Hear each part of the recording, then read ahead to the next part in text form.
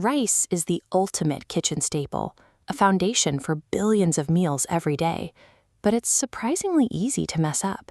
Many beginner cooks end up with one of two extremes: a layer of burnt, crunchy grains fused to the bottom of the pot, or a heavy, overcooked paste that's lost all its texture. You don't need professional training or specialized equipment to fix this. Fluffy rice is the result of a few repeatable steps that work in any kitchen. The requirements are minimal: a pot with a lid, water, dry rice, and the patience to let the heat do the work without interfering. Learning to prepare a reliable batch of rice sets up any meal, using whatever you have in the fridge. Honestly, it's too easy, bro. First, start by selecting a stovetop pot. The most important feature is a tight-fitting lid that traps steam effectively throughout the cooking process. For a standard batch, measure 1 cup of dry white rice and 2 cups of water. If you want to season the rice as it cooks, you can add a pinch of salt or a small knob of butter to the pot. Right before you head to the stove, place the dry rice in a separate bowl and submerge it in cold water. Use your fingers to gently swirl the grains. This agitation helps separate the starch from the surface of the rice. The milky water on the left contains the dissolved surface starch that causes rice to clump together. Drain the liquid and repeat the rinsing process until the water becomes noticeably clearer. Removing this excess starch is the most effective way to ensure the finished grains stay light and distinct rather than becoming a gummy mass. Cooking rice relies on a simple mathematical relationship. This formula stays constant whether you are cooking for yourself or for a crowd. This diagram illustrates the 1-to-2 ratio. You simply pair 1 part rice with 2 parts water. Transfer your washed rice into the pot and add the 2 cups of fresh water.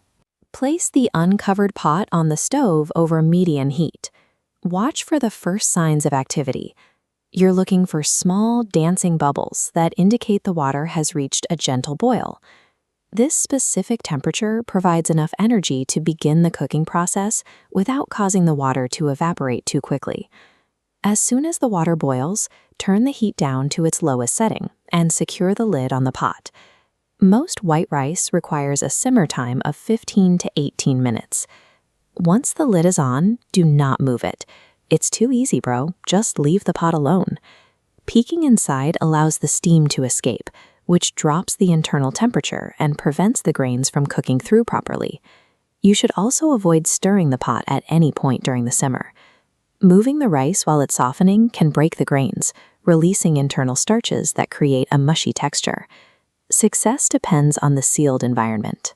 The trapped steam distributes heat evenly, allowing the rice to hydrate from the inside out without any further intervention.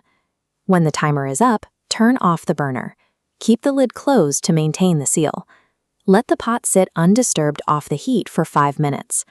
This rest period allows the remaining moisture to finish absorbing into the core of the grains, while the bottom layer of the pot cools slightly. Finally, remove the lid. Use a fork to gently lift and separate the grains. When cooked correctly, the fork glides through effortlessly, revealing grains that are plump and completely separate from one another. You now have a versatile, high-quality base that can be paired with proteins, vegetables, or your favorite seasonings. Making perfect rice doesn't require stress or guesswork, just a little patience. Because honestly, it's too easy, bro.